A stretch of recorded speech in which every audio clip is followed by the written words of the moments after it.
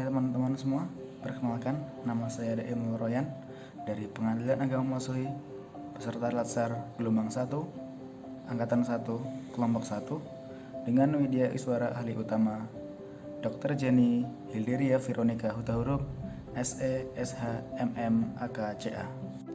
Di sini saya akan menjelaskan tentang efektivitas, efisiensi, inovasi, dan mutu penyelenggaraan pemerintah. Penyelenggaraan pemerintahan yang baik dan bersih atau good and clean governance sudah menjadi keniscayaan di era reformasi saat ini. Berbagai upaya telah dilakukan untuk mewujudkan keniscayaan tersebut, namun dalam implementasinya masih belum sesuai dengan harapan. Hal ini ditandai dengan banyaknya keluhan masyarakat atas buruknya layanan aparatur pemerintah, misalnya terkait dengan maraknya kasus korupsi sebagai cerminan penyelenggaraan pemerintah yang tidak efisien, banyaknya program pembangunan sarana fisik yang terbengkalai sebagai cerminan ketidakefektifan roda pemerintahan. Kecenderungan pelaksanaan tugas yang lebih bersifat rule driven dan bersifat menjalankan rutinitas kewajiban sebagai cerminan tidak adanya kreativitas untuk melahirkan inovasi, serta masih banyaknya keluhan masyarakat karena merasa tidak puas atas mutu pelayanan aparatur sebagai cerminan penyelenggaraan layanan yang kurang bermutu. Substansi komitmen mutu memiliki keterkaitan yang mendalam dengan kinerja pegawai negeri sipil. Bidang apapun yang menjadi tanggung jawab pegawai negeri sipil, semuanya mesti dilaksanakan secara optimal agar dapat memberi kepuasan kepada stakeholders. Aspek utama yang menjadi target stakeholders adalah layanan komitmen pada mutu melalui penyelenggaraan tugas secara efektif, efisien, dan inovatif. Terdapat 3 subtopik dalam submodul kali ini yang akan saya bahas. Yang pertama adalah konsep efektivitas, efisiensi, inovasi, dan mutu. Efektivitas organisasi berarti sejauh mana organisasi dapat mencapai tujuan yang ditetapkan atau berhasil mencapai apapun yang coba dikerjakannya. Efektivitas organisasi berarti memberikan barang atau jasa yang dihargai oleh pelanggan. Pelanggan yang dimaksud adalah orang yang membeli atau menggunakan produk atau jasa.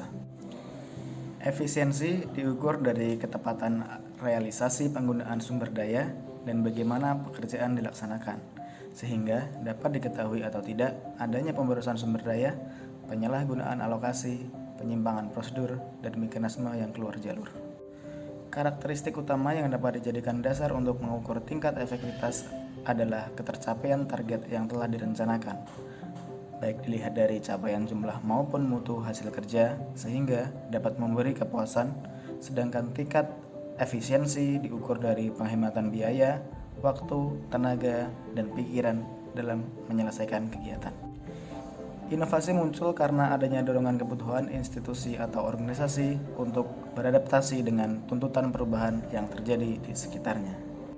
Inovasi yang diciptakan untuk pelayanan publik mesti menjadi tanggung jawab para penyelenggara pelayanan publik pada instansi apapun. Bahkan semua aparatur pada setiap level organisasi dituntut untuk dapat memahami esensi dan manfaat inovasi tersebut serta dapat melaksanakannya dengan baik. Inovasi yang lahir akan membawa perubahan bagi organisasi. Subtopik yang kedua adalah nilai-nilai dasar organisasi mutu. Manajemen mutu harus dilakukan secara terintegrasi dengan melibatkan seluruh komponen organisasi untuk senantiasa melakukan perbaikan mutu agar dapat memuaskan pelanggan, yaitu adalah pencari keadilan di pengadilan dalam hal ini.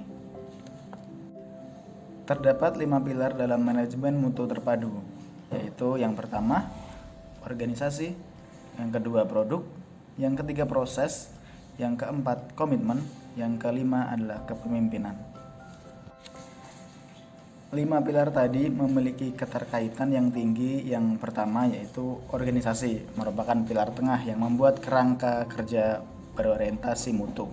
Produk yang bermutu sebagai hasil kerja organisasi diperoleh melalui proses yang bermutu pula, dengan didukung komitmen yang tinggi dari seluruh komponen organisasi.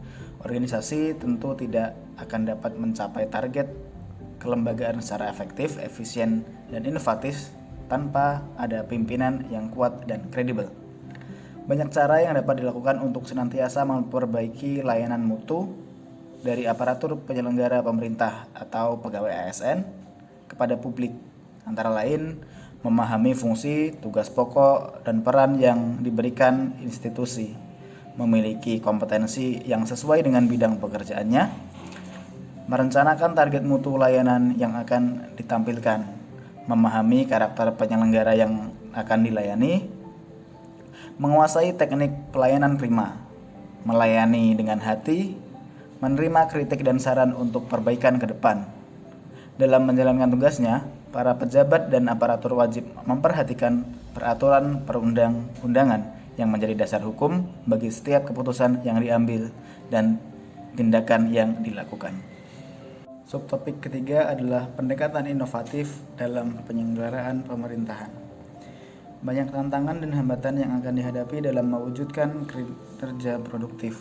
Tantangan paling berat adalah memerangi rasa malas yang ada dalam diri sendiri dan sikap masa bodoh terhadap lembaga tempat bekerja. Tantangan lain yang juga akan menghambat pencapaian target kerja bisa datang dari dalam diri sendiri atau dari pihak luar.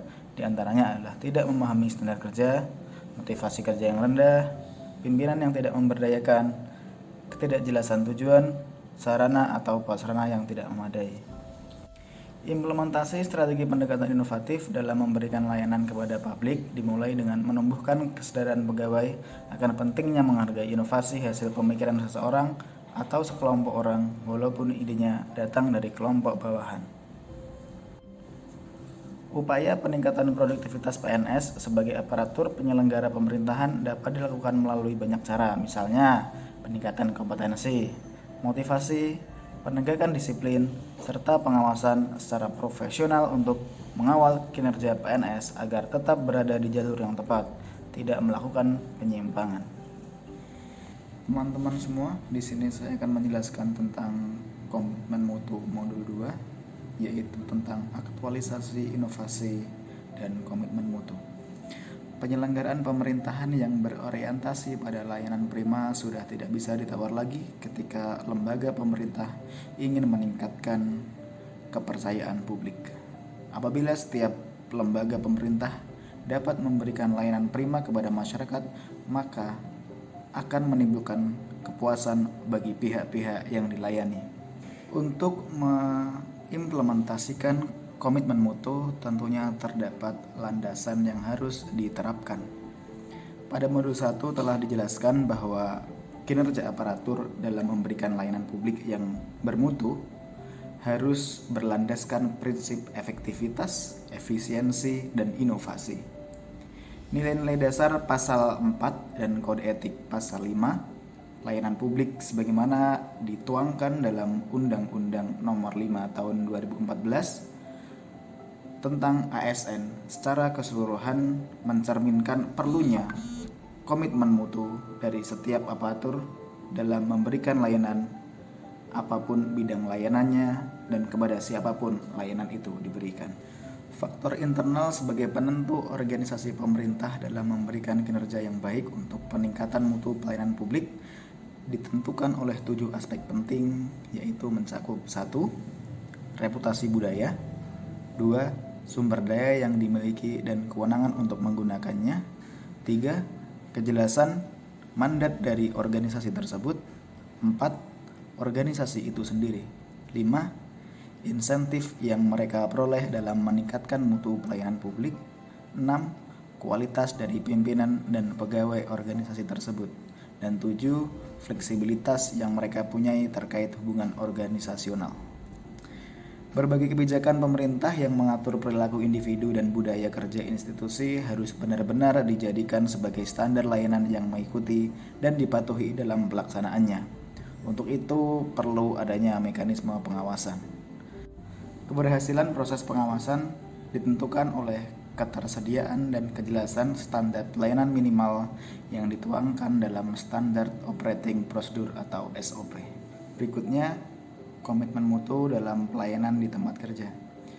Mutu layanan publik yang diberikan oleh aparatur di sejumlah instansi pemerintah sampai saat ini masih cukup memprihatinkan, bahkan bersifat diskriminatif. Seperti apa sih karakteristik organisasi yang memiliki budaya mutu itu?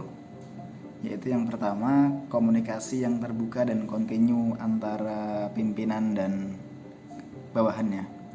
Kedua, kemitraan internal yang saling mendukung. Ketiga, pendekatan kerjasama tim dalam suatu proses dan dalam mengatasi masalah. Berikutnya, obsesi terhadap perbaikan terus-menerus. Dan yang terakhir adalah perlibatan dan pemberdayaan karyawan secara luas. Kita berlanjut pada pembahasan berikutnya, yaitu kreativitas. Tentunya dalam hal ini adalah kreativitas dalam pelayanan. Kreativitas dalam pelayanan merupakan aktualisasi hasil berpikir kreatif. Semangat untuk memberikan layanan yang kreatif akan menjadi salah satu pendorong timbulnya kepuasan bagi masyarakat yang akan dilayani. Layanan yang kreatif dan kepuasan masyarakat menjadi bagian tak terpisahkan dari upaya lembaga pemerintahan dalam menciptakan visi, misi, dan tujuannya. Terdapat siklus berpikir kreatif, yaitu diawali dengan ketidakpuasan, keingintahuan, kejenuhan, kebutuhan, atau keinginan. Proses berikutnya adalah merenung, berimajinasi, dan berpikir. Dilanjutkan dengan proses mencari data dan informasi, membaca rujukan, studi banding, atau dengan berdialog dan berdiskusi. Berlanjut ke proses berikutnya, yaitu menganalisis, membuat rancangan sosialisasi di lingkungan yang terbatas, dan akhirnya lahirnya karya kreatif sebagai sebuah inovasi dan dimanfaatkan. Setelah itu kembali ke siklus pertama, yaitu dengan ketidakpuasan dari inovasi yang telah dibuat. Hasil dari kreativitas berpikir tersebut ditransformasikan ke dalam bentuk inovasi untuk menciptakan nilai tambah. Terdapat 4 cara berinovasi, yaitu dengan cara penemuan, yaitu dengan cara mengkreasikan suatu produk, jasa, atau proses yang belum pernah dilakukan sebelumnya. Yang kedua adalah dengan cara pengembangan, yaitu dengan cara mengembangkan produk, jasa, atau proses yang sudah ada. Yang ketiga adalah dengan cara duplikasi, yaitu dengan cara menirukan produk, jasa, atau proses yang sudah ada. Berikutnya adalah dengan cara sintesis, yaitu dengan cara perpaduan konsep dan faktor-faktor yang sudah ada menjadi formulasi baru. Dengan demikian, dapat disimpulkan bahwa keberhasilan penyelenggaraan layanan pemerintah membutuhkan ketersediaan aparatur yang mampu menampilkan kinerja unggul serta setiap hari dan siap menghadapi berbagai kemungkinan terjadinya perubahan. Kreativitas seringkali muncul dalam pikiran seorang, biasanya dalam keadaan bosan atas sesuatu yang sudah ada. Dia menginginkan sesuatu yang baru dan berbeda. Kemudian berimajinasi tentang keinginannya tersebut. Daya imajinasi yang dikaitkan dengan peluang yang ada dan tantangan yang terbentang di hadapannya sesuai dengan prediksi pikirannya terkait manfaat yang akan diperoleh jika karyanya diwujudkan. Dia harus memikirkan manfaat untuk dirinya dan sekaligus manfaat bagi orang lain. Berlanjut ke pembahasan berikutnya, dan yang terakhir adalah membangun komitmen mutu melalui inovasi. Yang pertama adalah best practice inovasi dalam pelayanan. Best practice atau contoh dan pengalaman terbaik sebenarnya merupakan hal yang sudah biasa terjadi dalam ranah publik. Paling tidak terdapat beberapa kriteria terhadap pelayanan publik yang dikategorikan sebagai best practice. Yang pertama adalah pelayanan publik itu telah memberikan nilai tambah kepada masyarakat maupun pemangku lainnya, baik dalam hal ketepatan dan kecepatan layanan, dan bersifat inklusif baik dari aspek harga maupun target grupnya. Yang kedua adalah best practice itu dapat memberikan inspirasi terhadap kegiatan serupa yang sedang dilakukan di suatu tempat, baik dalam hal proses maupun hasil inovasi yang dilakukan.